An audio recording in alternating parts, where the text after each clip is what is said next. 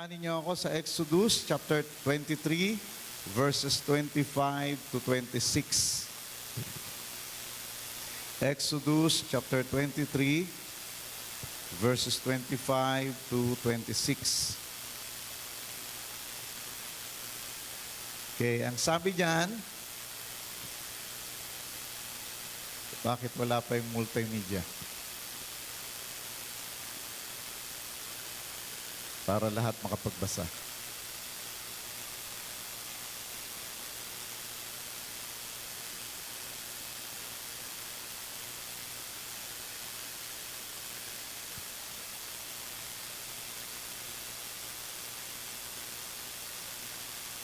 Sayang oras natin, multimedia.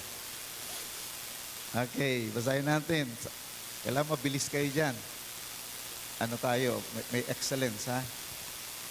Okay, sabi rito, and you shall serve the Lord your God, and He shall bless your bread and your water. And I will take sickness away from the midst of you.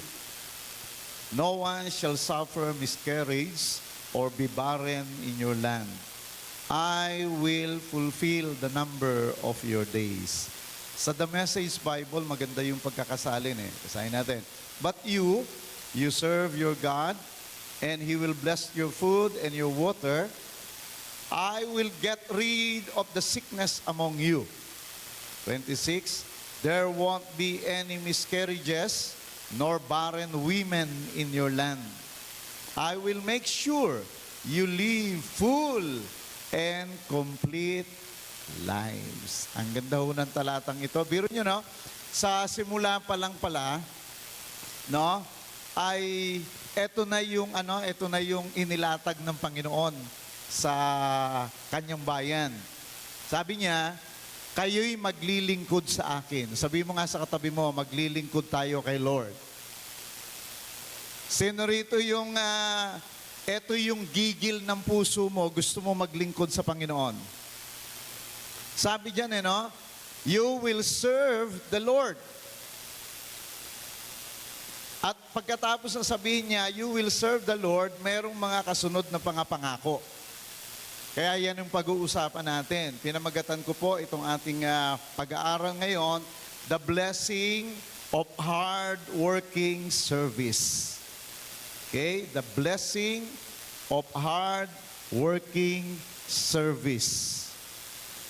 Sabi niyan, you shall serve the Lord your God, and He shall bless your bread and your water.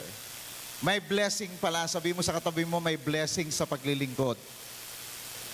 Kaya hindi kalugihan, hindi ho sayang, at hindi tayo nagpapagod pag naglilingkod, meron hong blessing. Sabay-sabay nga nating isigaw, blessing. Meron hong blessing. Kaya yan ang pag-uusapan natin. The blessing of hard-working service. Pagka tayo ho ay masipag, maglingkod sa Panginoon, susi yan to access the blessing of the Lord. Ulitin ko, hard-working service is the key to accessing the blessing of the Lord. Diligent service to God is a major activator. Sabay-sabay natin sabihin, activator. Pag sinabing activator, yung isang bagay, ano siya, walang galaw. No? Walang, nakatigil lang siya, nakapirmi lang siya. Pero once we serve the Lord with diligence, masipag tayong naglingkod sa Panginoon, na-activate yung blessing ng Panginoon. Diligent service is a major activator of the blessing of God. Siya ang susi para ma-access natin ang pagpapala ng Panginoon. It guarantees our reward. Sabay-sabay nga na sabihin, reward. Sino ang gustong pagpalain ng Lord? Sinong gustong gantimpalaan ng Lord? O pumalakpak nga na malakas yung gustong gantimpalaan ng Lord. Basahin natin ang Hebrews chapter 6 verse 10. Sabi diyan, for God is not unjust. Yan yung pagbibigay katiyakan sa atin ng Biblia. Ang Diyos ay hindi siya pwedeng maging hindi makatarungan. Hindi po pwedeng hindi siya patas. God is not unjust. He will not forget. Hindi niya raw kakalimutan. Si Lord pala matandain. Pagka may ginagawa tayo na paglilingkod sa Panginoon, pag may ginagawa tayo na mga parang pagsunod sa kanyang mga kagustuhan, no, sa kanyang mga plano sa buhay natin, lalo na sa kanyang kaharian at sa kanyang gawain, hindi niya nakakalimutan yon. Sabi diyan, He will not forget how hard you have worked for Him. Pagka masipag na masipag ka sa paglilingkod sa Panginoon, hindi niya po yun kakalimutan. Amen? Kaya tingnan mo yung katabi mo, sabihin mo sa kanya, nakalista na yung mga reward ni Lord sa iyo. Amen? It is already prepared at papalapit na, paparating na yung mga reward ng Lord sa iyo. Amen? He will not forget how hard you have worked for Him and how you have shown your love to Him by caring for other believers. Pagka tayo ay naglilingkod sa Panginoon, by loving and caring, no, doon sa ibang tao, lalo na doon sa hindi pa nakakilala sa Panginoon, di niya kakalimutan yon. Kaya nga, alam niyo, as we go along, habang tumatagal sa ating paglilingkod sa Panginoon, lalo tayong pinagpapala ng Lord, binibless ng Panginoon, kasi nga hindi niya nakakalimutan kahit yung pinakamaliit na ginagawa mo sa Kanya. Amen. Alam ba, katulad ng ginagawa ni Benny ngayon, parang walang kwenta, no? Parang wala namang, hindi naman siya masisikat sa pagiging cameraman. Pero yung ginagawa niyang yan, gaano mang kaliit yan, yan po ay gagantimpalaan ng Panginoon. May reward po yan. Palakpakan natin si Lord. Yung mga ushers and usherettes natin, no? Maagang-maaga pumupunta yan. Parang minsan di nga natin sila pinapansin, di natin sila sinusunod. Parang sa atin, maliit lang yung ginagawa nila, yung mga marshals natin. Pero in the eyes of God, yan po ay inaano niya, no? Ina-appreciate niya at i-reward po niya yan. May gantimpala yan. May blessing yan. Amen. Kaya hawakan mo yung kamay ng mga katabi mo, sabihin mo yung pagpunta mo ngayon dito, merong blessing yan. Lahat ng naniniwala at tinatanggap niya, merong pagpapala, may reward sa kanya si Lord ngayong araw na ito. Pumalakpak ng malakas sa Panginoon. 1 Corinthians chapter 3 verse 8. 1 Corinthians chapter 3 verse 8. Sabi diyan, the one who plants and the one who waters work together with the same purpose. Kaya tayo rito, iba-iba man ang ating mga trabaho, iba-iba man yung ating mga tungkulin, pero iisa lang ang purpose natin. Amen? Pare-pareho tayong nagtatrabaho, iba-iba yung ating mga ginagawa, but we do our work with the same purpose. At ang sabi, and both will be rewarded for their own hard work. Pag masipag yung ginagawa nating paglilingkod, meron daw reward yon. May gantimpala. Amen. God is a rewarder of our labor.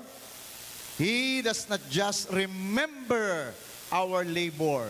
He rewards it. Hindi niya lang tinatandaan, ginagantimpalaan pa. Amen. Salamat na lang ang Diyos natin, hindi makakalimutin.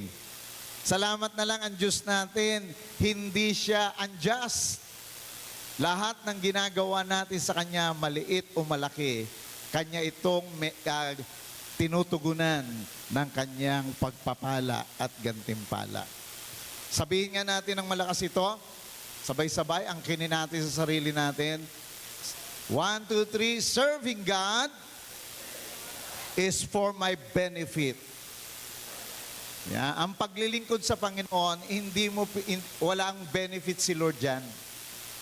Wala kang ginagawa para kay Lord. Hindi mamamatay si Lord o hindi mawawalan si Lord pagka ikaw ay hindi naglingkod. Pag hindi ka naglingkod, ikaw ang talo. Amen? Kaya hindi natin pwedeng pagmalakihan si Lord. Naku Lord, ang tagal-tagal ko na naglingkod, ayoko na. Di ba? Bahala ka. Wala ka ng gwapong maglilingkod sa iyo. Wala ka ng magandang asheret. Wala ka ng masipag na marshal. Hindi ho natin mapagmamalakihan si Lord. Actually, serving God is a privilege. Amen. Pribilehiyo yan, ikaw ang makikinabang pag naglilingkod ka kay Lord. Amen po? Amen? Kung bakit ka pumunta rito ngayon, hindi dahil papakinabangan ka ng leader mo. Hindi dahil makikinabang si Lord sa iyo. Kaya ka nandito ngayon, naglilingkod sa Kanya kasi makikinabang ka. Amen? Okay, hawakan mong mahigpit yung kamay ng katabi mo, sabihin mo, it's for your benefit. Amen? Lahat ng naniniwala, muli, pumalakpak na malakas, at may sigaw na hallelujah!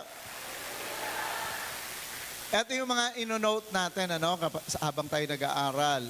Una, dapat maintindihan natin, it pays to serve the Lord. Alright?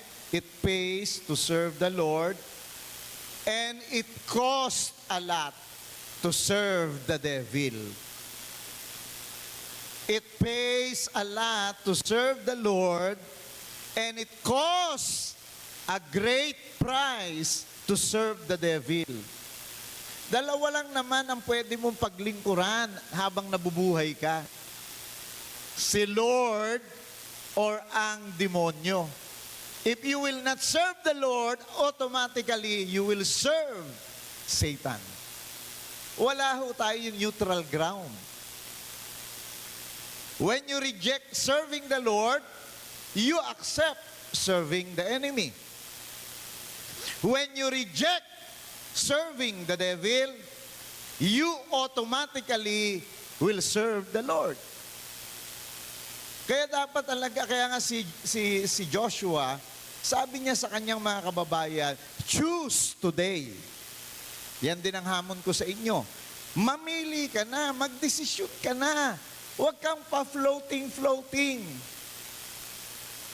Huwag kang in limbo sa iyong buhay Kristiyano.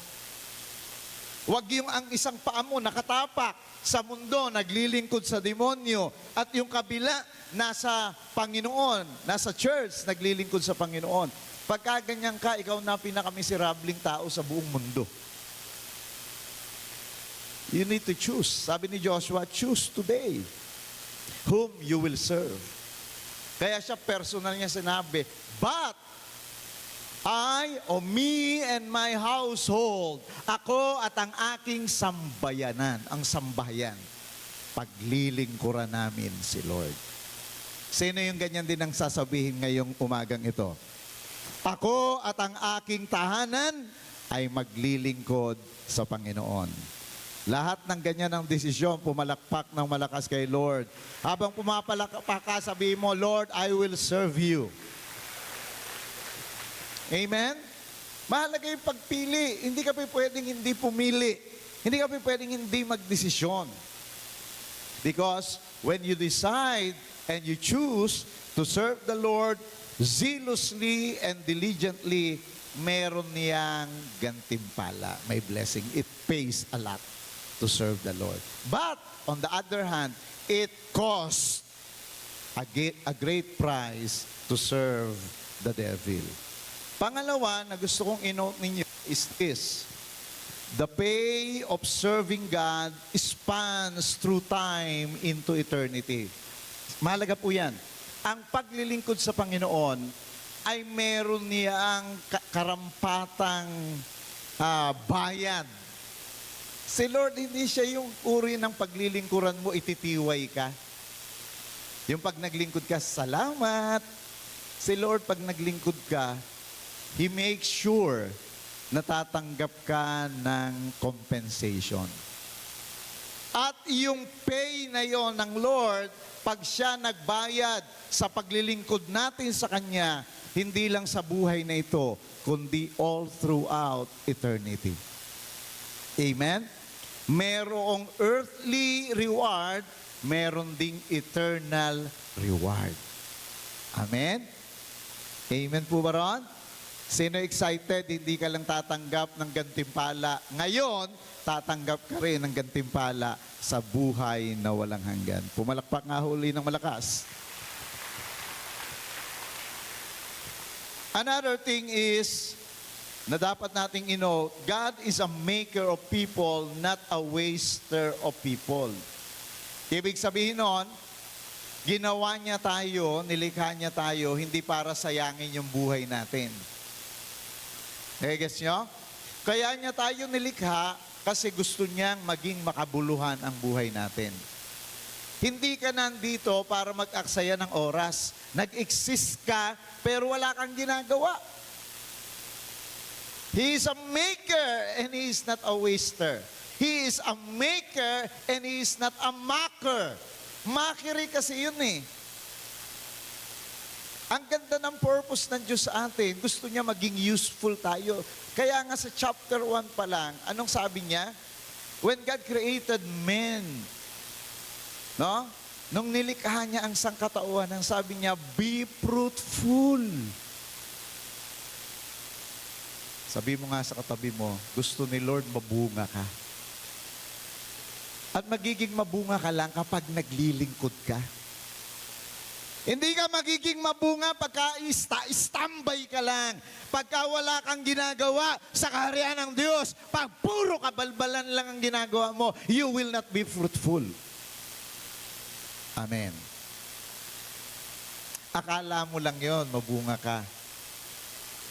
Pero in the economy of God, when you are not spending quality time serving the Lord, your life will not be fruitful. Amen?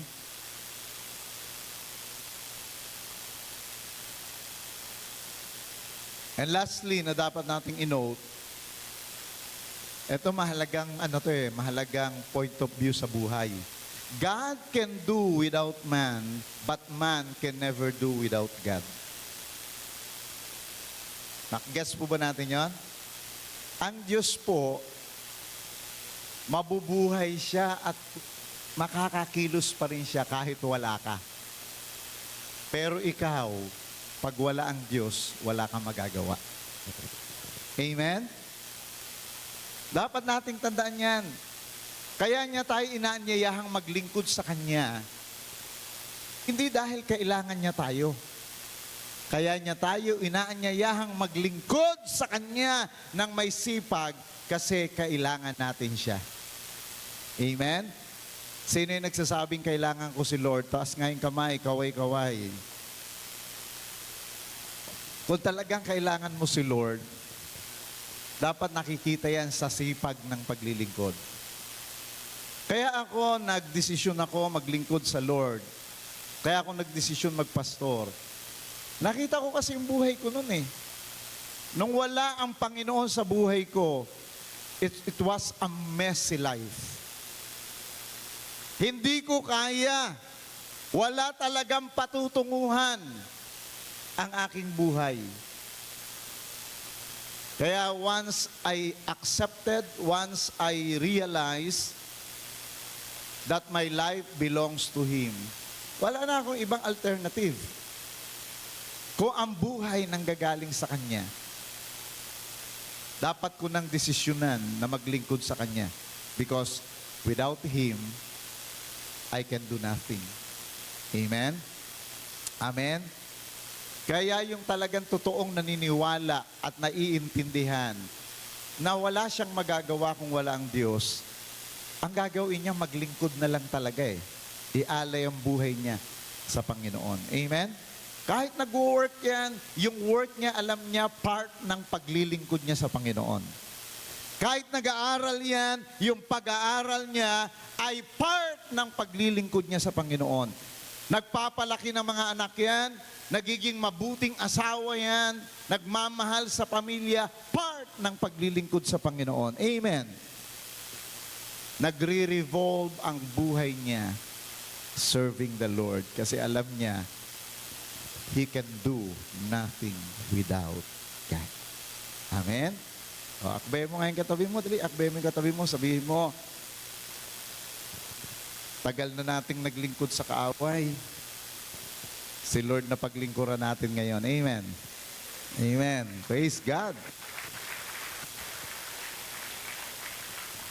The relationship between man and God is far more beneficial for man and it is not for God. Ang pakinabang talaga sa paglilingkod sa Panginoon, sa relasyon natin kay Lord, ay laging para sa atin at hindi para sa Lord. Amen? Now ngayon ang tanong, ano yung mga areas kung saan pwede tayong maging hardworking servant ni Lord na binibless niya? Areas of hardworking service that blessed by God. Baka kasi akala natin lahat ng ginagawa natin binibless ng Lord. No? May mga certain areas, specific areas, na pwede tayong maglingkod at yun ay pinagpapala ng Lord ng matindi. Okay? Number 1. Nasusundan ba ako? Ayan. Number 1, ministry service. Ibig sabihin, katulad ng ginagawa nila Benny ngayon, ministry tawag dyan, yung mga, mga technical team, ministry yan. Ushering, ministry yan. Worship team, ministry yan. Ushering, ministry yan. Maraming ministry na pwede kang mag-involve at binibless ng Lord yan. Alright? Si Lord talaga nag-provide siya ng iba't ibang avenue and platform wherein we can serve Him. At pagka naglingkod ka sa isang ministry, katulad ng mga Sunday school teachers natin, there is ministry. Kahit na ganyan lang yan, mga bata yung hinahawakan, paglilingkod yan. At kapag naglilingkod ka sa mga ganyang ministry, pagpapalain ka ng Lord. Amen. Yung ating mga marshal, gabi, talagang inintay pa ako doon sa court, inassist kami ni Pastora. Yun lang, may reward yon. Ang tawag doon ay ministry service. Ephesians chapter 4, verse 12. Sabi diyan, and their calling, speaking do sa mga pastors, apostles, evangelists, and their calling is to nurture and prepare all the holy believers. Tayo yon. Lahat daw ng mga mananampalataya, ano raw ang gagawin? To do their own works of ministry. Dapat lahat ng tao sa simbahan may ministry. Okay, tignan mo yung katabi mo. Dali, tignan mo yung katabi mo. Sabihin mo, ano ministry mo? Ayan na, biglang humina na.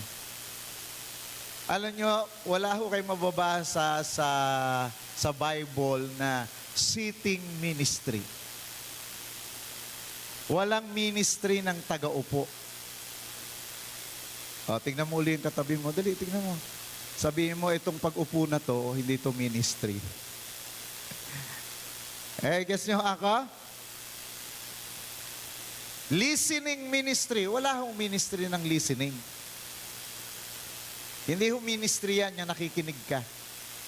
Yung umupo ka, hindi ministry yan. Eto, yung ginagawa ni Benny ngayon, ministry. Amen. Palakpakan nga natin yung mga nagmi-minister dito sa ating church. And dapat lahat tayo nagmi-ministry. Kasi kung iilan lang ang nagmi-ministry, iilan lang i-reward at i-bless ng Lord. Amen?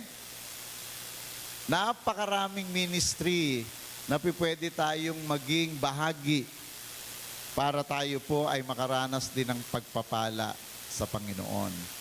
Don't be an executive Christian. Be a functional Christian.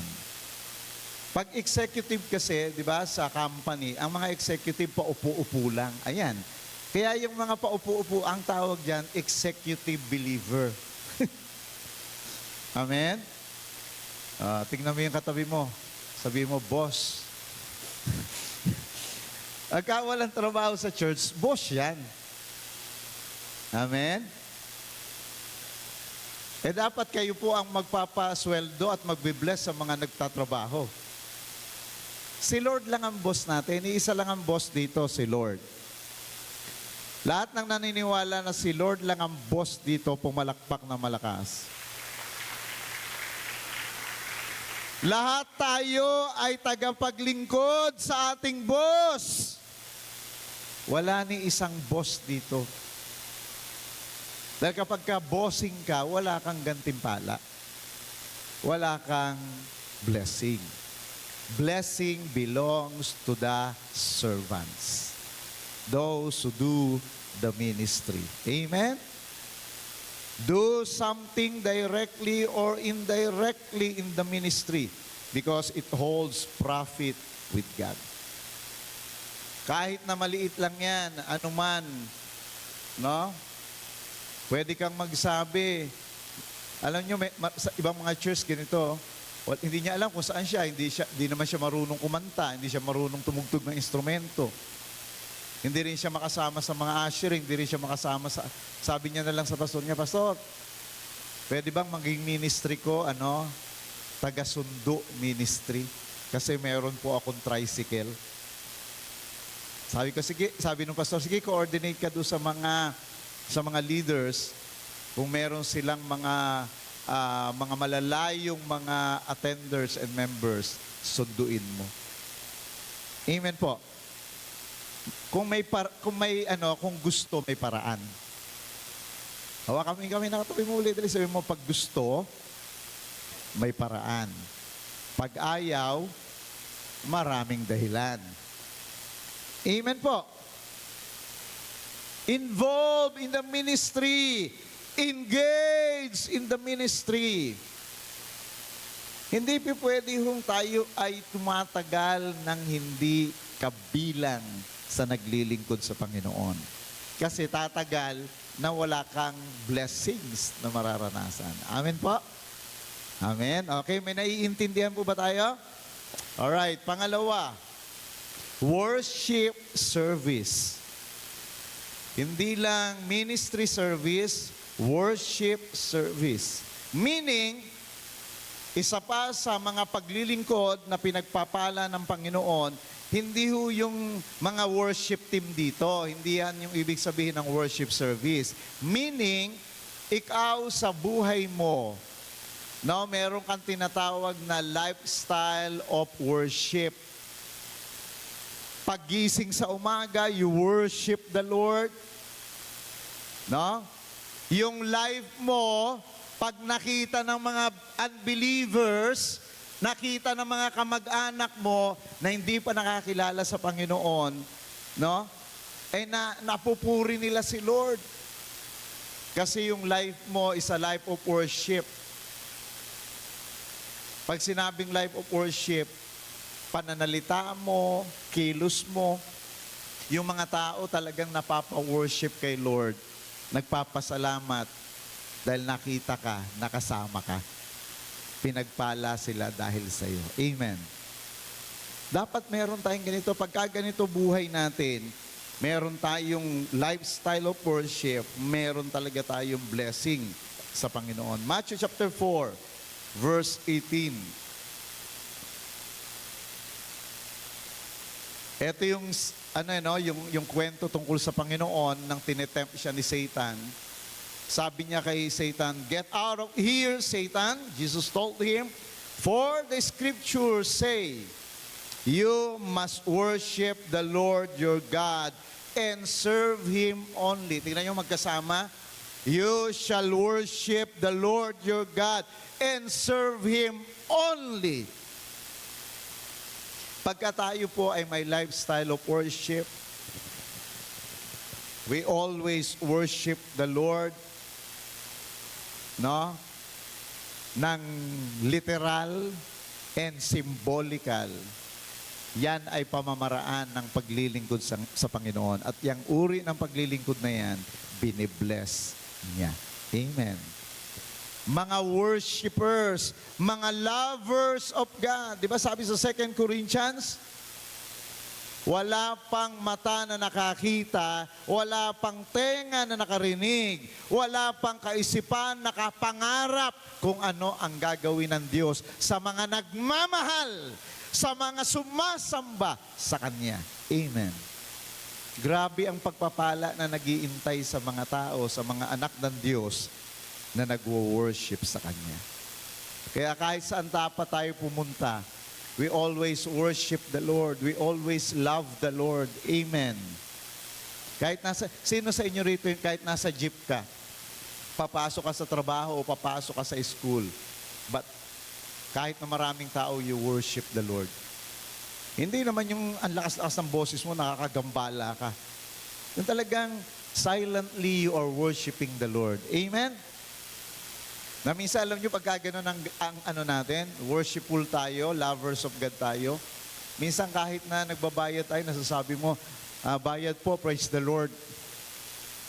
Kasi habit mo na eh. Amen? Okay, hawakan mo yung kamay ng katabi mo. Dali, sabihin mo sa Kanya, i-worship natin si Lord. Hindi lang sa church, sa ating mga closet, even sa ating bathroom, in our car, dapat yan ay part ng ating worship, ng service. Your worship is a major department of your service. Pangatlo, ano yung una? Ministry service. Pangalawa, worship service. Pangatlo, prayer service.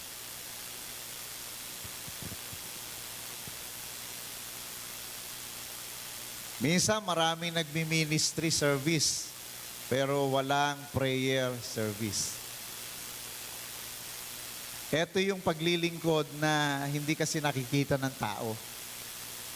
Kasi minsan gusto natin yung mga paglilingkod sa Lord na kitang-kita ng tao.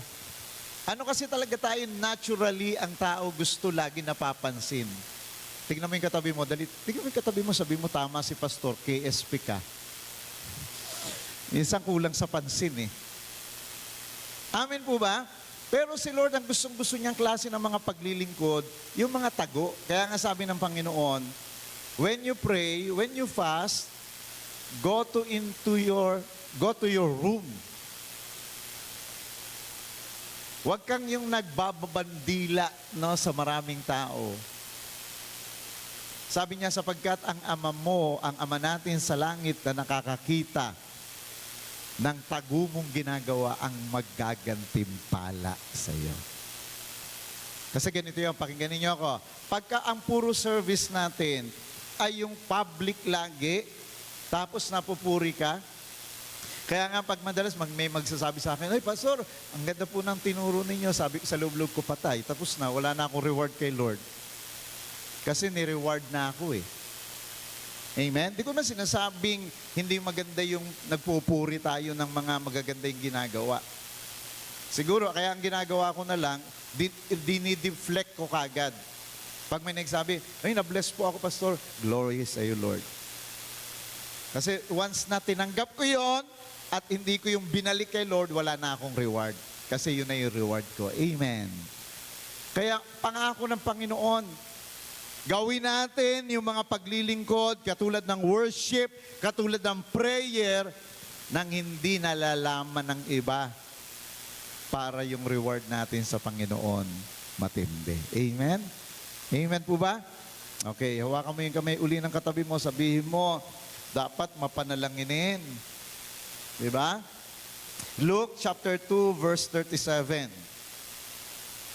Sabi diyan sa Luke chapter 2 verse 37, and this woman was a widow of about 84 years. Tingnan nyo to, matanda na. Maraming matatanda, pagka matanda na, gusto natutulog na lang, nagpapahinga na lang. Pero ito, matanda na, 84, pero ang sabi diyan, who did not depart from the temple. Naglilingkod pa rin. Paano siya naglilingkod sa temple? But serve God with fasting and prayers night and day. Grabing maglingkod, matanda na, no? Tayo mga bata pa, pero hindi tayo ganun kasipag mag-pray. Kasi nga, sabi ko, yan yung para sa iba, masyadong taxing yan. Kaya salamat nga, nagpagadian kami dahil natututunan na naman natin ngayon na talagang mag-dive in sa tunay at totoong paglilingkod sa Panginoon. Yung manalangin talaga. Amen. When you are not praying, when you are not prayerful, kahit sabihin mo naglilingkod ka sa Panginoon, hindi talaga totoo yun. Ang paglilingkod talaga sa tuhod. Ang paglilingkod, yung quality time you spent with the Lord. Yung mga pagtugtog dito, yung mga pagkanta-kantan dito, it's nothing. Sa totoo lang, kahit wala yung mga worship team na yan, we can worship God through yung mga Spotify, YouTube.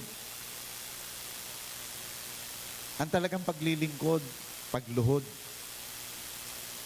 Kaya maraming hindi nararanasan yung galaw ng Diyos sa buhay nila. Kasi first and foremost, itong pinaka-basic na paglilingkod, ang pagiging mapanalangin, pakikipag-usap sa Kanya.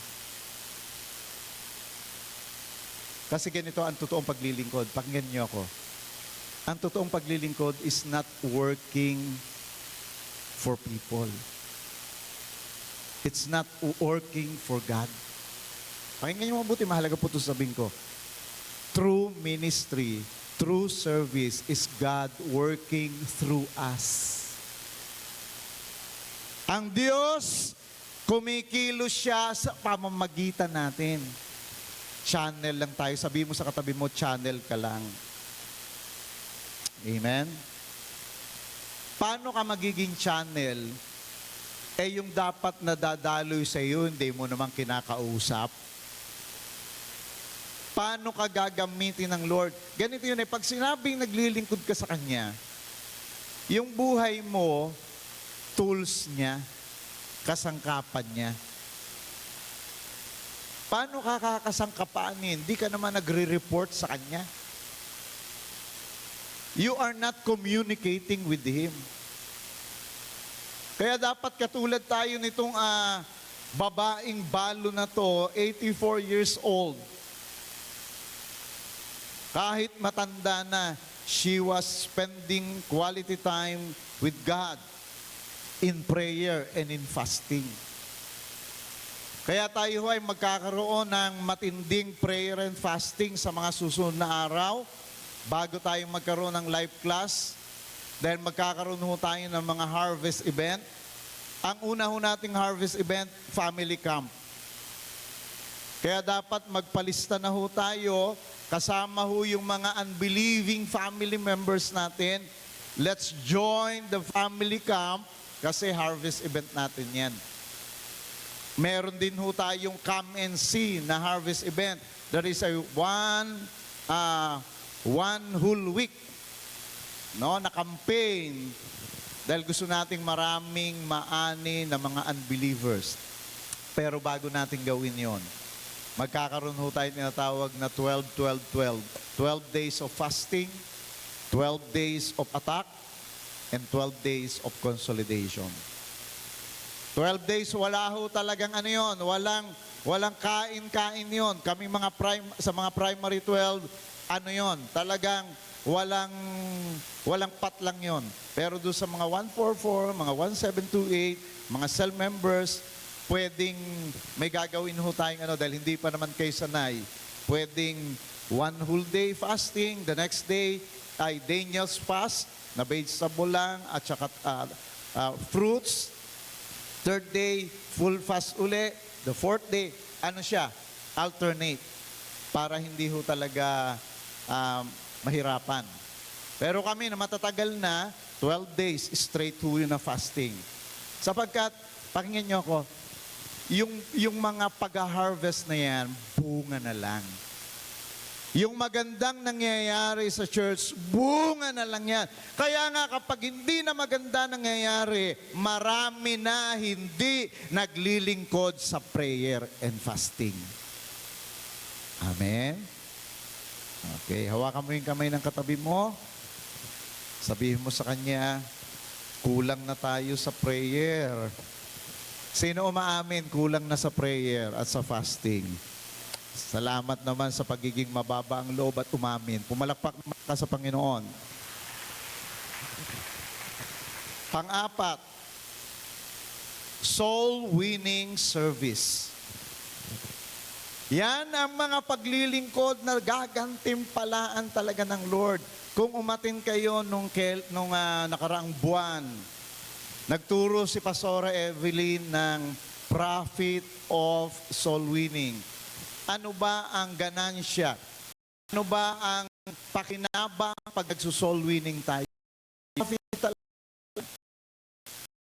Hindi pwede ganang o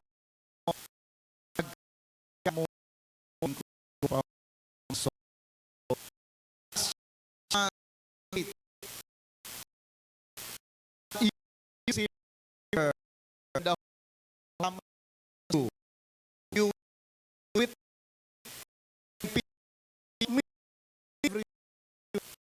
pag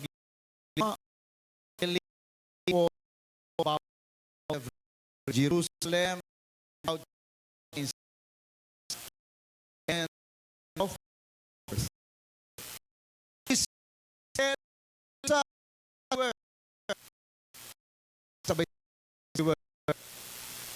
dapat saan daw tayo pumunta? Saan mang lugar tayo tumatapak? Dapat kinikwento natin si Jesus. Amen. Tingnan mo ngayon katabi mo kung kinikwento niya si Jesus. Tanungin mo, kinikwento mo ba si Jesus? Baka puro kwento natin, basketball, puro kwentuhan natin. Di ba? Yung mga gimmick natin. It's about time. If you want to serve the Lord and be blessed, start being passionate, winning souls for Jesus. Amen? Amen? Alright, akbayan mo yung katabi mo, dali, akbayan mo, encourage mo, sabihin mo, mag-soul winning na tayo. Dahil pagka sineryoso mo ang soul winning, hindi pwedeng hindi ka pagpapalain ng Lord. Sa ayaw at sa gusto mo, i-bless ka ni Lord. Amen?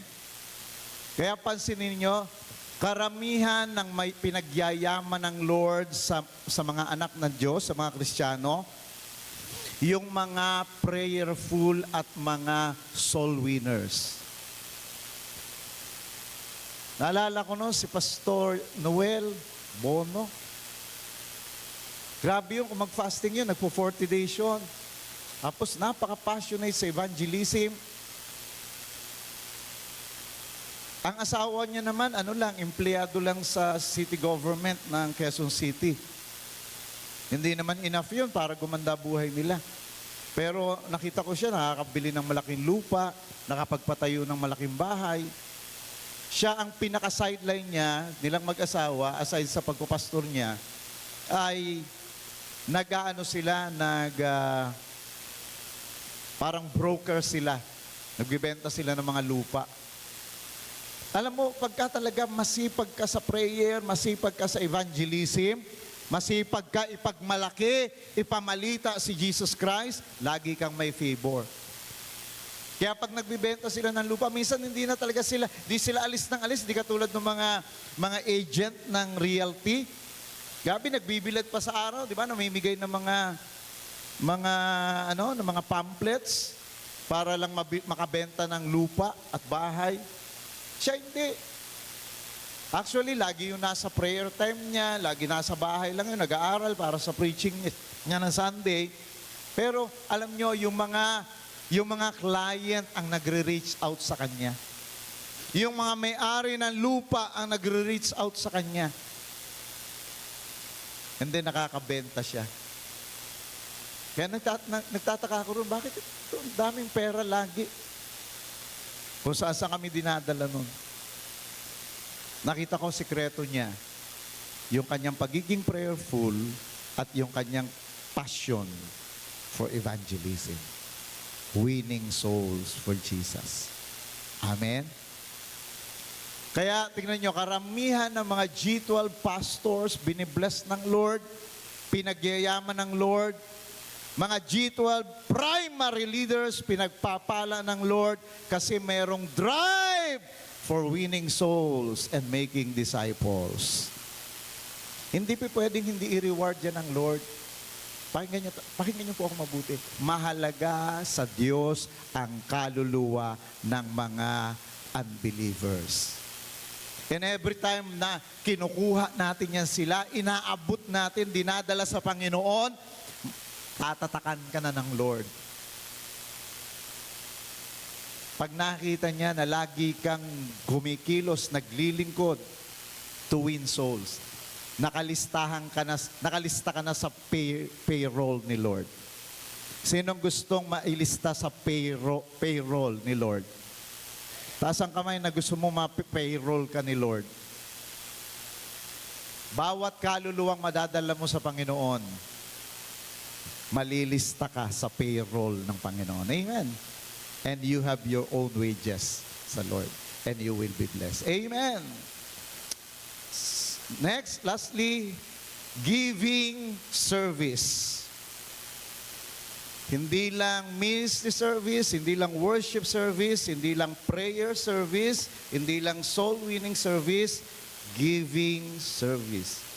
Yung paglilingkod sa pamamagitan ng pananalapi. Amen?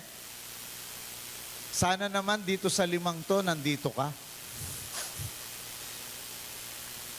Kung hindi ka man makapag-pray, hindi ka man makapag-worship, hindi ka man makapag-fasting, hindi ka man makapag-soul winning, sana man nakakapaglingkod ka sa Lord sa pamamagitan ng pera mo.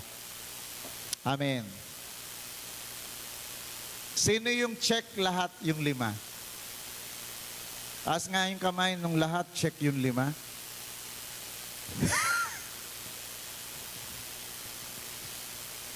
Alam nyo, kung check ka dyan sa 5 yan, grabe yung blessing na naghihintay sa'yo. Amen? Sino yung nagdi-desire siya na ma-check niya yung 5 yan? Sa mga darating na araw. Kaway nga. Sabihin mo ko, kumpletuhin ko yung 5 yan. Mayroon akong ministry service, meron akong worship service, meron akong prayer service, meron akong soul winning service, at meron akong giving service. Amen. Basahin natin, 2 Corinthians chapter 9, verse 12. 2 Corinthians chapter 9 verse 12. Ayan, kayo nga po magbasa dito naman sa ating lead wall. Sabay-sabay natin basahin. 1, 2, 3.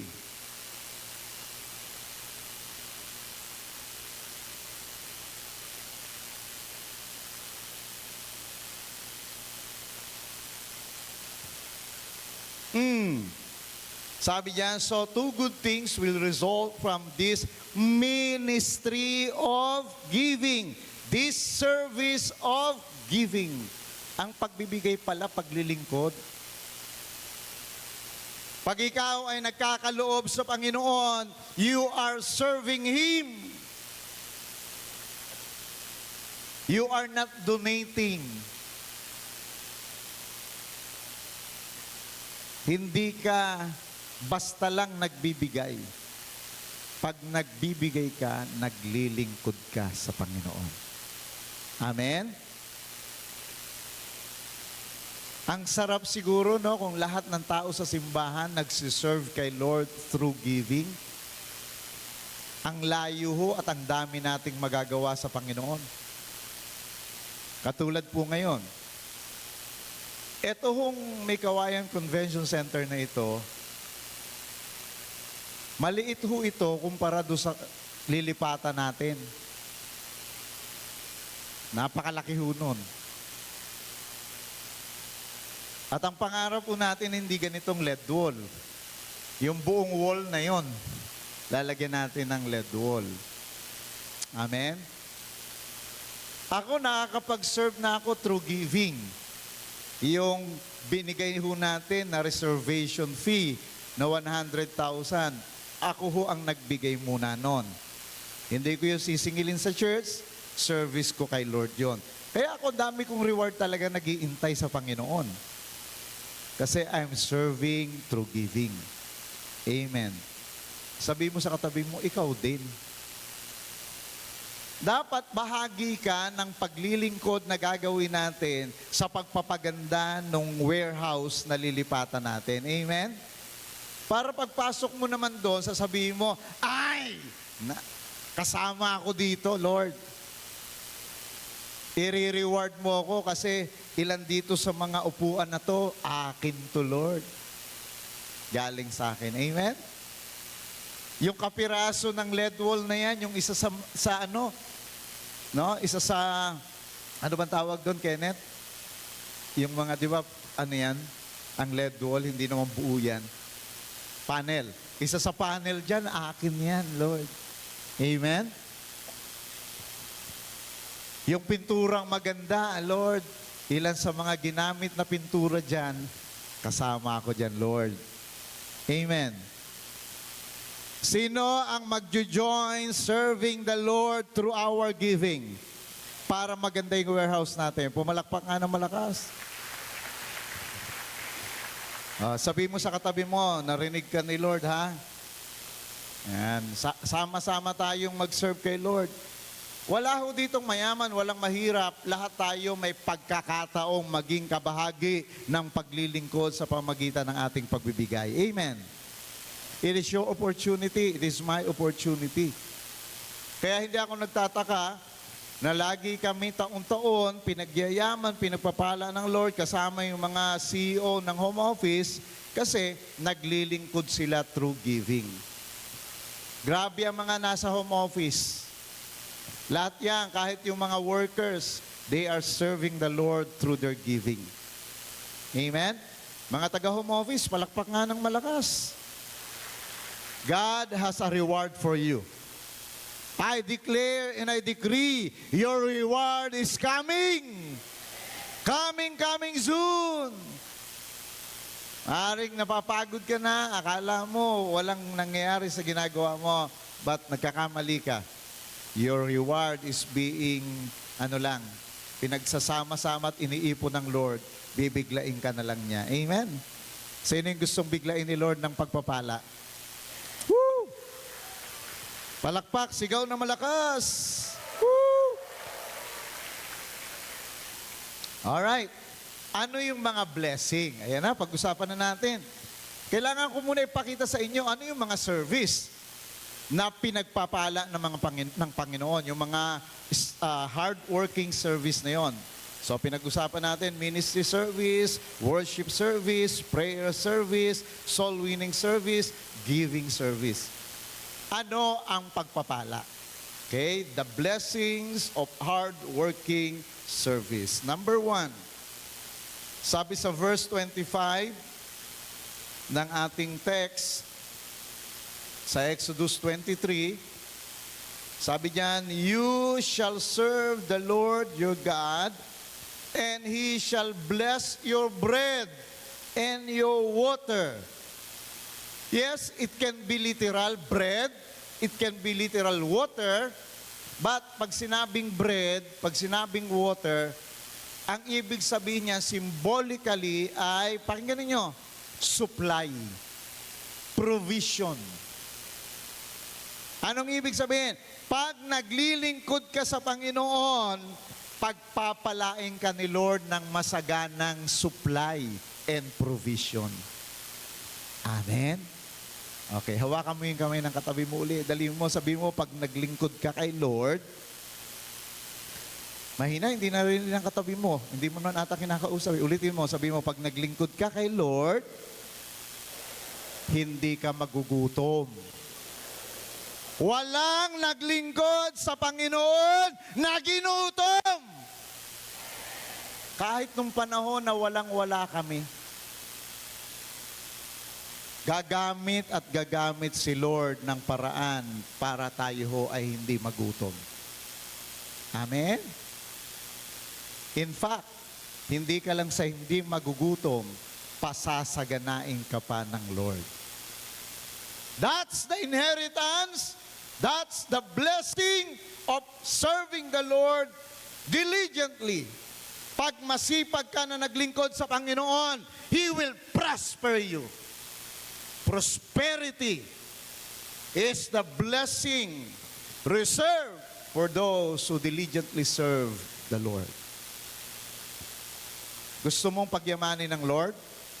Taas nga ang kamay ng lahat ng gustong pagyamanin ni Lord. Kung gusto mong pagyamanin ka ni Lord, paglingkuran mo siya. Amen. Mga CEO ng home office, do you agree na ang paglilingkod sa Panginoon ay pinagyayaman ng Panginoon? If you agree, palakpakan ninyo mga CEOs. Hindi kayo pinagyaman ng Lord dahil magagaling kayo. Hindi kayo pinagpala ng Lord at pinagyaman dahil mga gwapo't magaganda kayo. Pinagyaman kayo kasi nakita ng Lord ang puso nyo na talagang merong kayong apoy na paglingkuran siya. Amen? Minsan nadaanan ko yung memory, no, sa Facebook. Magkakasama kami, si Pastora, ako, at saka si Christine.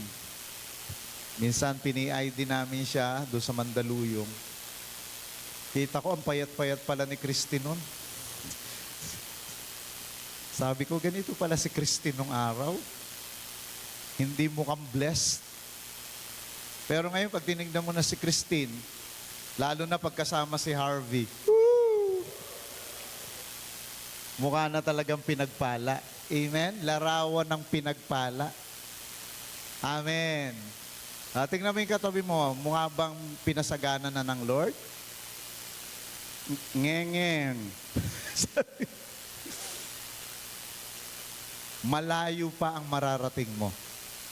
Marami pang pagpapayaman na pwedeng gawin si Lord sa iyo. Paglingkuran mo lang siya. Amen.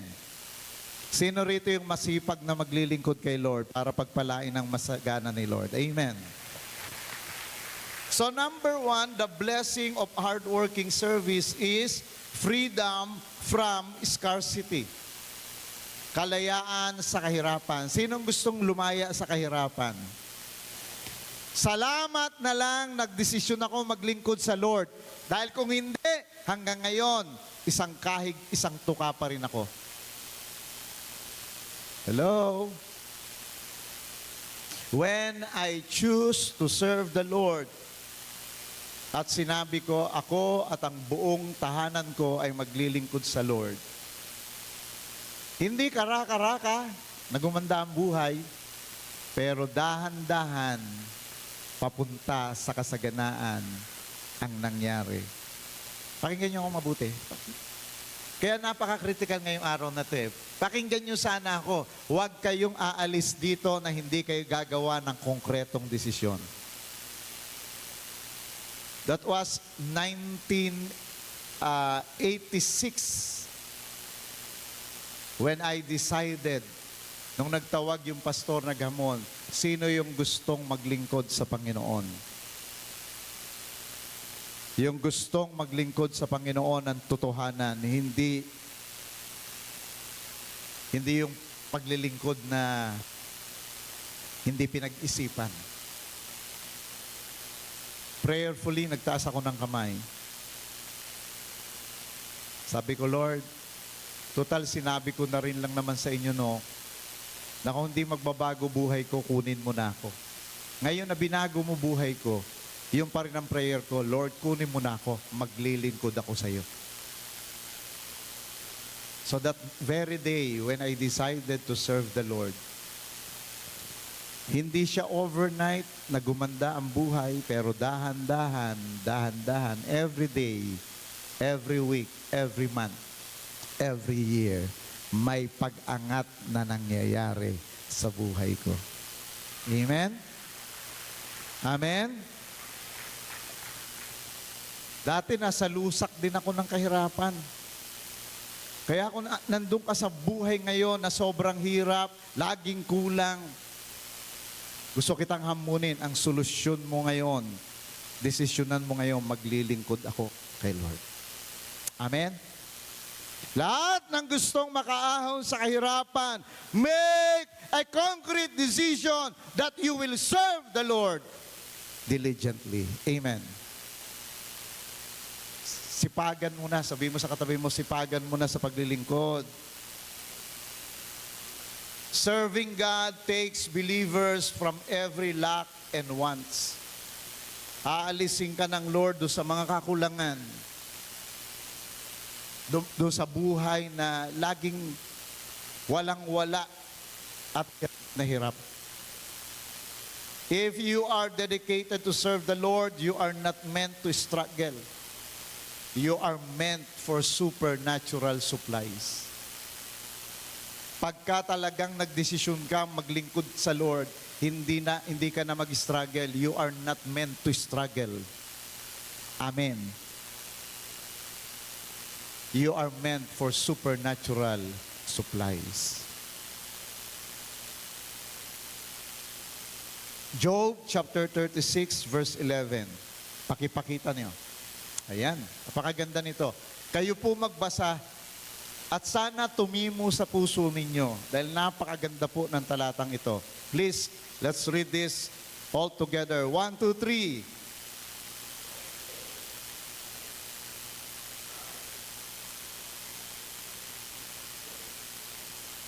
Nakita niyo po yon? Sabi, if they obey and serve Him. Pag naglingkod ka sa Kanya, ano daw mangyayari? They shall spend their days in prosperity. Pagka sumunod kayo at naglingkod sa Panginoon, gugugulin ninyo ang inyong mga araw, ang inyong mga taon sa kaunlaran. Ang dami nating ginagawa para umunlad. Kung ano-anong mga paraan. Naghahanap tayo ng mga oportunidad para umasenso. Hindi lang tayo talaga nakikinig sa Bible eh. Ang pinakamagandang diskarte para umunlad ang buhay, maglingkod sa Panginoon. Amen. Sabi mo sa katabi mo, sabi mo sa katabi mo, try mo lang. Dahil marami rito nakasubok na dahil naglingkod sa Panginoon, nakaranas talaga ng prosperity. Amen? Sige ho, tuloy natin yung palakpak na yan. They shall spend their days in prosperity. Wow! Sino yung gustong makaranas niyan? Sino yung gusto na buong buhay niya ipaprosper siya ni Lord? Mahina yung amen na yan. Sino gusto ma-prosper ni Lord? Anong sabi? If they obey and serve Him. Kaya kung ako sa iyo, nananalangin ka na ngayon, Lord, I will serve you. I like that promise. Gusto ko yung pangako na yan, Lord. I want to spend my days in prosperity. Amen? Amen? Woo! Isa pang talata. Psalms 35:27. Psalms 35:27.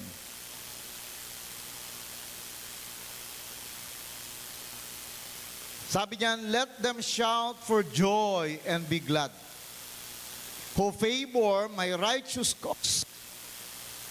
And let them say continually, let the Lord be magnified, who has pleasure in the prosperity of His servant. Kanino raw siya naliligayahan na umunlad? Yung mga servant niya, pag nakikita niyang sumasagana si Harvey, masaya siya. Pag nakita niyang sumasagana si Mia, masaya ang Panginoon. Pag nakita niyang sumasagana si Brother Rante at Sister Lori, maligaya ang Panginoon. Why? Because may pleasure siya na pasaganain yung kanyang mga lingkod. Nakita niyo ba yon? na ang pagsagana na ikinagagalak ng Lord ay nakalaan para sa mga naglilingkod. Servant. Amen. Kailan mo pa patuloy na tatakasan yung katotohanan na kailangan mo maglingkod kay Lord? Habang pinipigil mo yung sarili mo na hindi maglingkod kay Lord, pinipigil mo rin yung kaunlaran dapat darating na sa'yo. Hello? If you serve the Lord through soul winning, if you serve the Lord through giving, if you serve the Lord through the ministry, if you serve the Lord through worship, through prayer and fasting, grabe. God will be delighted to bless you and prosper you. Pagka meron kang servant heart, He will take pleasure prospering you. Amen. Amen. Tingnan mo yung katabi mo, dali. Tanungin mo siya, natutuwa ba si Lord sa iyo? Dapat pag nakita tayo ni Lord, natutuwa siya kasi nagpa-prosper tayo. Kaya yung mga hindi natutuwa na nagpa-prosper ako, mga anak ng demonyo yun eh. Kasi si Lord natutuwa sa akin eh. Ang anak ko nakakapagbigay na ng 3 million. Pagpapalain ko palalo to. Amen? Kaya sila Pastor Nonon pala, pag binabash sila, wala lang sa kanila. Kasi alam nila saan sila nakatayo. Kahit na ano isipin laban sa kanila, it doesn't matter. Ang mahalaga kasi kung ano sinasabi ng salita ng Diyos. Amen? Ang sabi ng salita ng Diyos, nalulugod siya sa mga pinagpapalang naglilingkod sa Kanya. Amen. Palakpakan natin si Lord sa mga pinagpapala. Palakpakan natin si Lord sa mga CEOs natin, sa home office na pinagpapala ng Lord.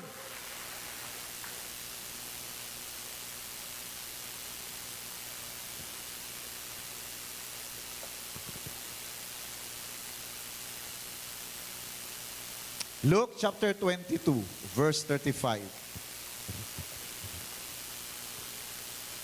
As you deploy yourself in the service of God, you will continue to experience the blessing of God beyond comprehensions. Ulitin ko, as you deploy yourself, pag binigay mo yung sarili mo para paglingkuran ng Diyos, lagi mong mararanasan ang pagpapala niya beyond your comprehension. Hindi mo yun maiisip. Kaya nga, how the Lord is blessing the church now, how the Lord is blessing the home office, it's beyond comprehension. Hindi ko sukat akalain na pwede palang mangyari. Kaya yung mga pastors na pumupunta sa home office, yung mga churches, nakangangalagi, totoo ba to? Hindi sila makapaniwala na ganun klase yung pagpapala at pagpapasagana ng Panginoon. Kasi parang hindi totoo. Kasi it's beyond comprehension. Kaya nga maraming hindi natutuwa eh. Kasi iniisip nila, ano to, illegal. Ang iniisip nila ay ito ay scam. Pero ang problema nila, ito yung paraan ng Diyos eh. Luke chapter 22:35. Sabi diyan, when I sent you without purse and scrip and shoes, lack you anything? And the disciples said, nothing. Sabi ng Panginoon sa mga apostol niya, nung kayo ba ay sinugo ko, hindi ko kayo pinagdala ng pitaka, hindi ko kayo pinagdala ng mga damit, hindi ko kayo pinagdala ng mga pangangailangan ninyo. Pakinggan niyo, tanong ng Lord, nagkulang ba kayo? Parang tanong ng Lord, nung naglingkod kayo sa akin, nung sumunod kayo para paglingkuran ng Diyos, nagkulang ba kayo? Sagot ng mga disciples, hindi. Hindi kasi pagkukulangin ng Diyos ang mga naglilingkod sa Kanya. That is an assurance. Amen? Amen? Yung mga negosyo, nagninegosyo dito, kung gusto ninyong i-prosper ng Lord ang negosyo ninyo, yung mga professionals, yung mga career men and women here, if you want to prosper by the Lord, then serve the Lord diligently. Yan ang formula para tayo ay pagpalain ng Lord. Freedom from scarcity. Amen. Isa nga malakas sa palakpak sa Panginoon. Pangalawa, ano pa ang blessings ng mga hardworking servants ng Lord? Sabi pa rin sa verse 25, I will take sickness away from the midst of you. Wow! Tatanggalin ko ang mga karamdaman sa kalagitnaan ninyo. Hindi lang freedom from scarcity, pangalawa, freedom from infirmity. Kalayaan sa mga karamdaman. Alam nyo, pakinggan nyo ako mabuti. Isa sa kinakatakot ko nung ako'y naglilingkod sa Lord, lagi ang prayer ko, Lord, walang-wala ho kami talagang pera dahil wala akong sweldo. Pagka nagkasakit ang anak namin, Lord, wala kaming ipang-hospital. Walang mangyayari, wala kaming ipambabayad sa doktor, wala nga kaming pampa-check up. Puro lang kami sa public, sa mga clinic, public clinic. Pero pakinggan niyo ako. All throughout ng paglilingkod ko sa Panginoon, walang anumang major sickness na nangyari sa aming tahanan. That's the inheritance of those who serve the Lord. Baka gusto nyo naman palakpakan si Lord dyan. Minsang nagkasakit si Kaiser, pinakamabigat ng sakit, dengue. Lumabas na yung dugo sa ilong ni Kaiser. Pero, tingnan nyo si Lord. Wala kaming pera, pero supernaturally, pinagaling si Kaiser. Dinala namin sa Quezon City, sa Children's Hospital ata yun.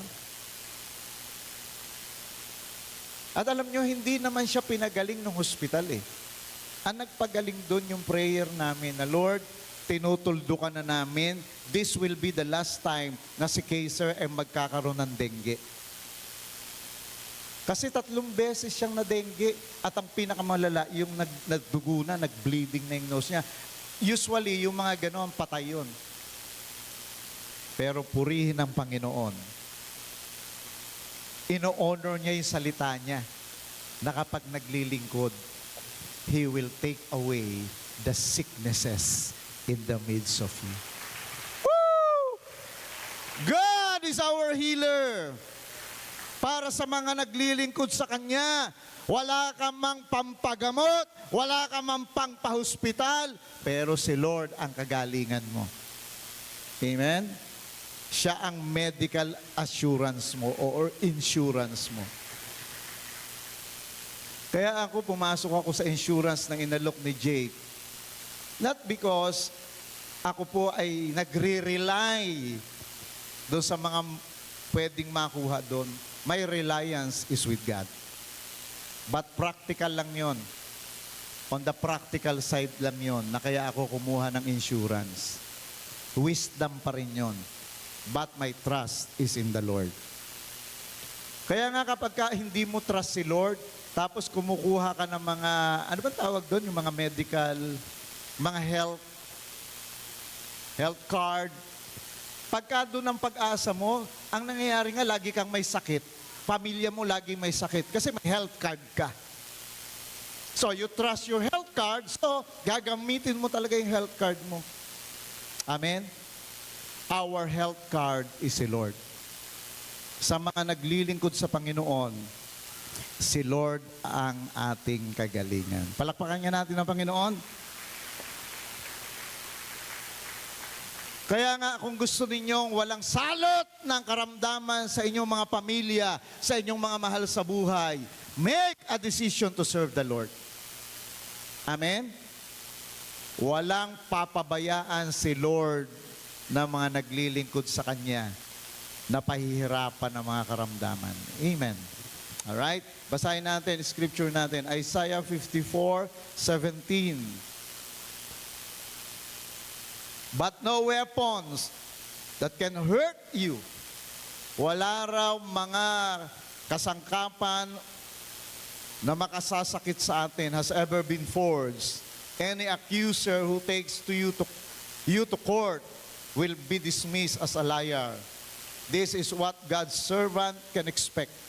I will see to it that everything works out for the best. Sabay-sabay nga na sabihin, best. Sabi ng Panginoon, sisiguraduhin ko na lahat ng bagay will work out for the best of my people. Sabi niya, this is what my servants can expect. Walang anumang sandata na gagawin ng kaaway ang makapananakit sa atin. Amen? Amen. Parang hindi kayo natutuwa sa salita ng Diyos. Okay. Akbay mo uli yung katabi mo. Dali, akbay mo yung katabi mo. Sabihin mo sa kanya, pag naglingkod ka kay Lord, sige na, lakasan mo. Pag naglingkod ka kay Lord, covered ka niya. Amen? Walang salot, walang karamdaman na makapananakit sa iyo kapag ka naglilingkod ka sa Panginoon. Say aloud, hallelujah! Divine health is a package of the kingdom employment benefits. Ulitin ko po. Divine health is a package of the kingdom employment benefits. Serving the Lord guarantees you divine health. Sickness-free life. Yan ho ang gantimpala, yan ang blessing ng mga naglilingkod sa Panginoon. No, mga anak namin, sila Davy Gale, sila Shine, mga sakit-sakit niyan, sipon-sipon lang, ubo-ubo. No? Meron naging sakit sila noon, mga dengue. Yan nga, pinakamalala na dengue. Pero isang beses lang, tapos na, wala na, hindi na naulit. Because yan ang inheritance, yan ang portion ng mga naglilingkod sa Kanya. Amen. Amen? Kaya, kung mahal mo talaga pamilya mo, na ngayon, kung merong may cancer sa pamilya mo ngayon, kung merong mga health issues sa pamilya mo ngayon, ang hirap pa naman magkasakit, tama po ba? Sino naniniwala na napakahirap magkasakit?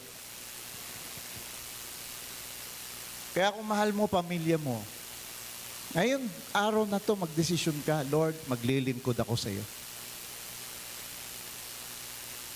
Alang-alang sa mga kamag-anak kung may sakit, alang-alang sa tatay kung may cancer, ngayon din, maglilingkod ako sa iyo, Lord. Alam mo, papatunayan sa iyo kagad ng Lord yan. Si Lord pa naman, ano siya? Nagdi-dare siya. Sa Malakay chapter 3, sabi niya, test me. Subukan ninyo ko. Subukan natin si Lord. Mangako ka at ialay mo yung sarili mong maglingkod sa Kanya. Dadaloy kagad yung kagalingan sa iyo at sa pamilya mo. Amen? Isang malakas na palakpak sa Panginoon. Pangatlo, nasusundan man natin, ano yung una? Freedom from scarcity. Pangalawa, freedom from infirmity. Pangatlo, sabi sa verse 26, no one shall suffer miscarriage or be barren in your land. Woo! Walang magiging baog. Walang magiging childless. Walang magiging saradong matres. Yan ho ay both literal and symbolical. Wala hong mga naglingkod sa Panginoon na nabaog.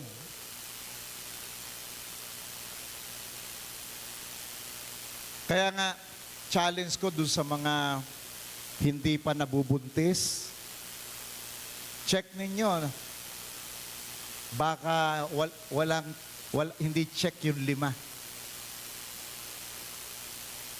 Check nyo yun. Kung check naman kayo dun sa 5 na yon, baka meron lang dinidil si Lord. Wait ka lang. Amen? Pero kung alam mo, kinukonvict ka ngayon ng Lord na hindi mo talaga binibigay pa yung 100% ng paglilingkod mo, ngayon ka magdesisyon, Lord, maglilingkod ako. Gusto ko nang magka-baby. Amen? Amen? Literal po yung hamon na yan. Basahin natin. Luke chapter 1 verse 13. Merong mag-asawa sa istorya sa Bible, yung mga magulang ni John the Baptist, si Zacarias at saka si Elizabeth, ang tagal-tagal na walang anak. Pero hindi sila tumigil sa paglilingkod. Kaya sabi mo sa katabi mo, lalo na kung katabi mo may asawa na pero matagal nang hindi pa nagkakaanak, hawakan mo yung kamay, sabihin mo, mag-intay ka lang. Lalabas na ang John the Baptist sa'yo. Amen? So, lahat ng mga hindi pa nagkakaanak, baka matindi talaga yung darating na isisilang sa'yo. Amen? Kasi pag matagal, matindi yan eh. Amen? Ganun ba yan? Pagka matagal, ibig sabihin maganda kasi, kaya pinatatagal lang. Amen? Alright, sabi dyan, Luke 1:13, but the angel said, don't be afraid, Zachariah. Zachariah, God has heard your prayer. Your wife, Elizabeth, will give you a son, and you are to name him John. Kasi papatunayan talaga ng Lord yan. Lahat ng naglilingkod sa Kanya, hindi po pwedeng hindi magkaanak. Amen?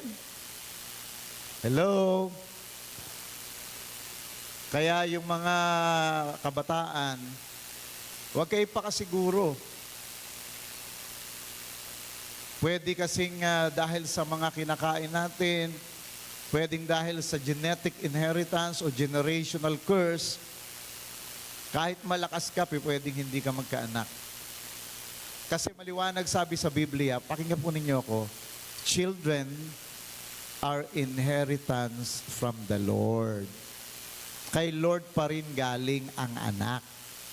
Hindi yan dahil automatic pag nag-asawa ka, magkakaanak ka. Pag hindi pinahintulutan ng Lord, hindi ka pa rin magkakaanak. Amen? Kaya nga para sureful tayo na talagang magkakaanak tayo, maglingkod tayo sa Panginoon. Kaya nga marami kahit matatanda na, yan yung sa Abraham, 100 years old na, si Sarah 95, pero nagkaanak. Bakit? Naglingkod sa Panginoon. Amen. Tingnan mo yung katabi mo, sabihin mo, kamusta ka na, Sarah? O, sa lalaki naman, sabihin mo, kamusta na, Abraham? Kahit na may edad na, kapag ka naglilingkod sa Lord, meron pa rin niyang magiging anak. Amen. Yun yung literal. Symbolical.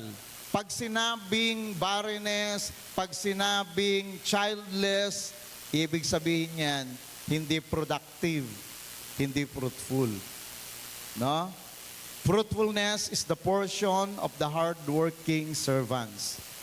A person of service is a candidate for fruitfulness. Amen. Pag naglingkod ka sa Panginoon, hindi po pwedeng hindi ka maging mabunga. Kaya ako nagtataka, bakit yung may mga title naman, naglilingkod sa Panginoon, pero hindi mabunga. Meron talagang mali. Maaring hindi talaga totoong naglilingkod. Baka nagbibisi-bisihan lang. Because if you are truly serving the Lord, it is impossible for you not to be fruitful. Wala talaga akong nakitang naglingkod sa Panginoon na hindi naging productive, naging mabunga. Sapagkat yan ang lot. John chapter 15 verse 8. Basahin natin. Kayo nga magbasa, John 15:8. 1, 2, 3.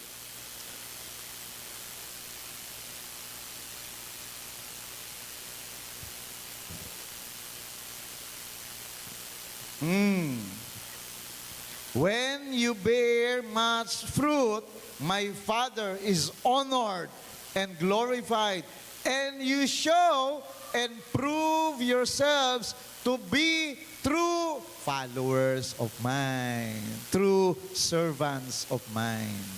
Kapag ka pala tayo ay totoong mga alagad, totoong naglilingkod sa Panginoon, ang sabi ng ating teksto, mabunga. Magbe-bear ng more fruit. And God the Father is being honored. Amen. Walang totoong naglilingkod. Kaya kung hindi ka mabunga, iisa lang ibig sabihin niyan, hindi ka naglilingkod sa Lord. Amen. Hawakan kami ng katabi mo. Sabihin mo, masakit. Truth hurts. But truth will set you free. Amen. Maliwanag yan. When you commit to serve the Lord, you will be fruitful. Amen. Kaya nga, pinatutunayan to lagi ng Lord. Pinakikita niya talaga sa kanyang mga anak na importante na tayo po ay magkaroon ng assessment sa sarili natin. Para pag nakita natin, teka, bakit ba hindi ako mabunga? Bakit ba wala akong nagagawa, wala akong naikukontribute, wala akong na-harvest ng mga souls? Kasi ang pagiging mabunga, hindi lang naman yung tungkol sa pera. Isa sa pagiging mabunga ay yung marami kang nadadala sa Panginoon. Amen? Kasi kung naglilingkod ka ng soul winning service, impossible na hindi ka maging mabunga. Amen? Ayan. Tignan mo uli yung katabi mo. Dali, sabi mo para sa iyo itong message na to. Sabi mo, huwag ka magagalit kay pastor. Dahil salita ni Lord yung aking itinuturo dito. Hindi ko invento to. Amen. Okay, number 1, freedom from scarcity. Pangalawa, freedom from infirmity. Pangatlo, freedom from sterility. Sterility. Not producing or incapable of producing offspring. Not productive, fruitless. Alright? Pang-apat, sa huling bahagi ng verse 26 ng Exodus 23, sabi niyan, I will fulfill the number of your days. Sa The Message Bible, ang ganda ng pagkakasalin, I will make sure you live full and complete lives. Ito yung isa sa mga gustong-gusto ko dyan na blessing ng paglilingkod. Kalayaan sa kahirapan, kalayaan sa karamdaman, kalayaan sa yung pagiging baog. Pang-apat, freedom from fugacity. Okay? Fugacity means the lack of enduring qualities, brevity, shortness, transitories. Anong ibig sabihin?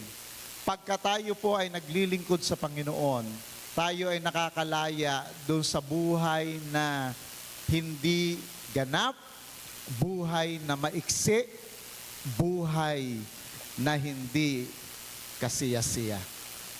Kaya sabi ng Panginoon, sabi dyan sa The Message Bible, I will make sure you live full.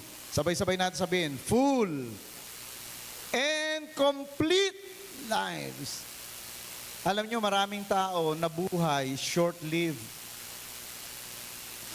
Pwedeng tumanda, pwedeng umabot ng 80, pero hindi full, hindi zoe, Alam nyo, ang gusto ng Diyos na buhay na maranasan natin, Zoe life. Sabay-sabay nga sabihin, Zoe life. Pagka sinabing Zoe life, fullness of life, abundant life, satisfying life. Pwede kang tumanda, pero hindi naman satisfying. Hindi yan full and complete life. Pero pangako ng Panginoon sa mga naglilingkod sa Kanya, malaya tayo sa ganong uri ng buhay. Amen? Kaya nga karamihan na naglilingkod sa Panginoon, humaba talaga yung buhay. Amen? Yung iba, bata pa lang namamatay na kasi konsumido sa buhay eh. Amen? Nag-adik-adik. Nagbisyo. Pag hindi ka masaya sa buhay, kung ano-anong gagawin mo para sumaya. Tama po ba? Tingnan mo ngayong katabi mo, sabi mo, tanungin mo, ano nagpapasaya sa'yo?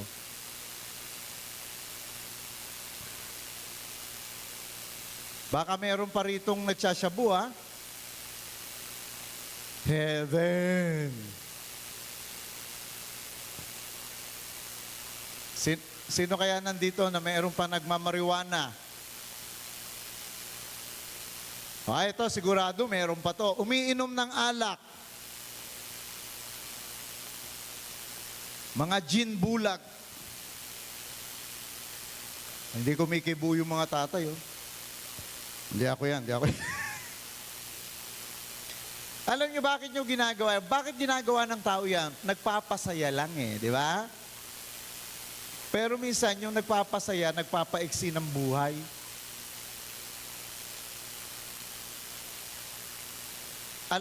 Pakinggan niyo ako mabuti. Malapit na ako matapos, pakinggan niyo ako mabuti. Ang pinakamagandang bisyong piliin mo ay bisyo ng paglilingkod sa Lord. Dali, hawakan mo yung kamay ng katabi mo, sabihin mo, magbisyo tayo na maglingkod kay Lord. Yan ang pinakamagandang bisyo. Amen? Wala ka ng gastos pagpapalain ka pa ni Lord. Wala ng gastos, hahaba pa buhay mo.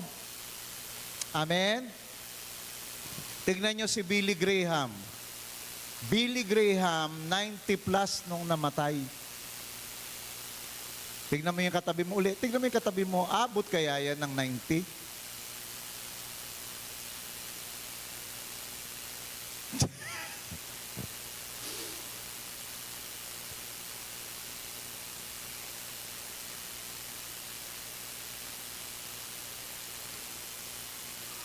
Si Morris Cirulo, umabot ng 89. Yung kaibigan namin, si Bishop Frank Stewart sa Los Angeles, umabot ng 88. Iba talaga pag naglilingkod kay Lord. Si Pastor Dr. Paul Inenche, magsi-60 na rin yun eh, 50 plus, matanda ako sa kanya. Pero pag tinignan mo siya, napaka-brusko pa rin, napaka-energetic. 3 crusades, no, sa iba't ibang bansa, iba't ibang syudad. Hindi mo makikitang matanda na. Pero marami sa atin dito, 20 plus pa lang, mukha ng hukluban.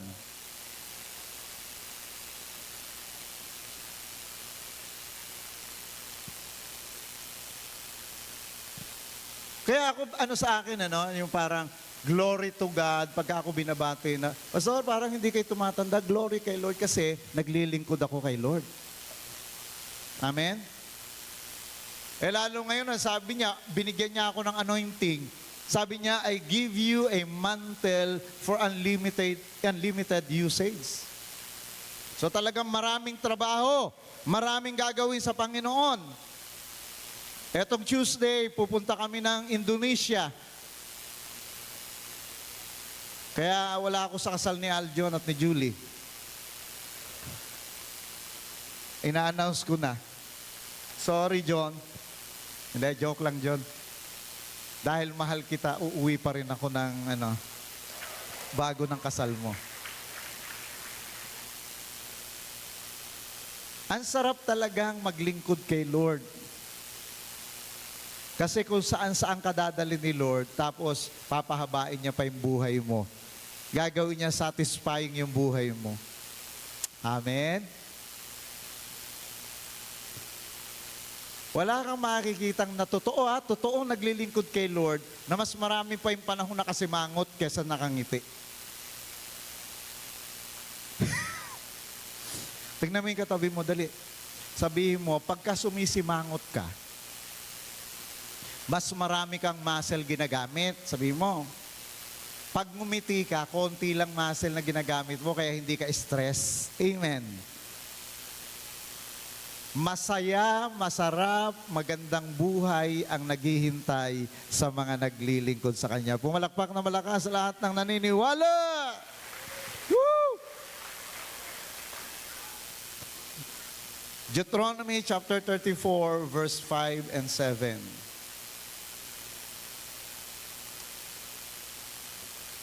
Tandaan ninyo, those who serve God diligently will live long, full, and satisfying life.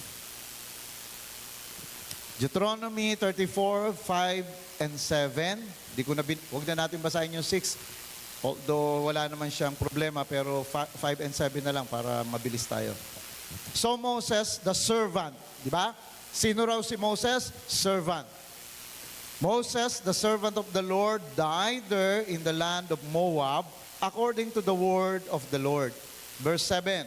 Moses was 120 years old when he died, and his eyes were not dim, nor his natural vigor diminished. Ganda. Namatay yung naglilingkod sa Panginoon na si Moses, 120 years old. Pero ang sabi, hindi lumabo ang mata. Hindi rin nabawasan yung lakas. Yan ang blessing ng Lord sa mga naglilingkod sa Kanya. Amen? Tingnan mo yung katabi mo. Dali. Malalaman nyo raw pag matanda na ang isang tao pag humawak ng cellphone. Ganun, no? Tapos yung font, isang letra lang sakop yung screen. Amen? Kaya hindi ako nagsasalamin. Because I'm blessed by the Lord. Alam niyo ba, bata pa lang ako, meron ng damage ang aking mata. Dahil ako ay mahilig umakyat ng mga puno. Dahil marami kaming tanim na mga puno, mangga, sampalok, santol, star apple. Ako ang taga-harvest. Bilib na bilib kasi ang tatay ko sa akin umakyat para daw akong unggoy. Kahit kaduluduluhan, lumalambitin ako, naabot kaya. Tapos pag hindi ko naabot, may dala akong panungkit. Yung panungkit na may kawit ganyan, tapos mayroong pansalo dun sa ano niya, sa tapat ng pangkawit. Kaya nakukuha kong hindi nababasag yung mga prutas. And one time, nandun ako sa tuktok, hindi ko naabot yung mga hinog na bunga. Yung isang barkada ko, sabi ko sa kanya, paki-itcha sa akin pataas yung panungkit. Nung initcha niya sa akin, yung patayo, ganun ang paghagis nun eh. Tapos sasaluhin ko ng ganon. Ang problema nung pagsalo ko, kasi nakadungaw ako, nasalo ko naman siya, hindi ko kagad nahigpitan, dumire-diretso tumama sa mata ko. Kaya nung nag-a-apply ako sa trabaho nun sa Mercury, isa yung sa nasilip ng doktor, sabi niya, kailangan munang pa-operahan yung mata mo, kasi bilang magtatrabaho sa Mercury, kailangan matalas ang mata mo sa pagbabasa ng mga label, ng mga reseta. Ay pag hindi mo yung pina-operahan, hindi ka namin tatanggapin. So nagsapa second opinion ako. Sabi nung isang ophthalmologist, hindi pa yan sir, ganong kalala. Masyado lang OA yung isang doktor na nagtumingin sa'yo. Sabi niya, bibigyan kita ng certification na pagka mag-50 ka na, doon na mag-uukur yan. Doon na talaga lalabo yung mata mo. So, Naniwala naman yung doktor na Mercury kasi certified ng isang espesyalista. So, tanggap na sana ako. Kaya lang, alam nyo, kahit ako natuloy sa Mercury kasi hindi kalooban ng Lord. Ang gusto ni Lord, maglingkod ako sa Kanya. Amen? Sige, palakpakan natin si Lord. And ito, dumating ako ng 50, hindi naman lumabo pa. Amen? 62 na ako ngayon, okay pa rin ako. Amen? That's the blessing of serving the Lord. Actually nga, in Jesus' name, hindi ko pala tinatanggap yun. Nakakapagbigay problema sa mata ko, yung ng screen ng mga gadget. Cellphone, laptop, iPad, yan talaga ang challenge. Hindi talaga yung nangyari sa akin nung ako'y bata pa. Amen. Sabihin mo sa katabi mo, dali, akbayan mo, ang sarap maglingkod kay Lord. If you are determined to live your life in the service of God, no power is powerful enough to shorten your lifespan. Walang kapangyarihan na magiging mas powerful pa sa blessing ng Lord para paiksiin, papangitin at palungkutin ang buhay mo. Masaya at masarap maglingkod sa Panginoon. Amen. May blessing ng freedom of scarcity or from scarcity, freedom from infirmity, freedom from sterility, and freedom from fugacity. Hindi short-lived, hindi transitories ang buhay natin, hindi unsatisfying. Life will become full, long, and satisfying. Amen? Lahat ng pinagpala ng Lord, pumalakpak na malakas. Tayo po tayong lahat.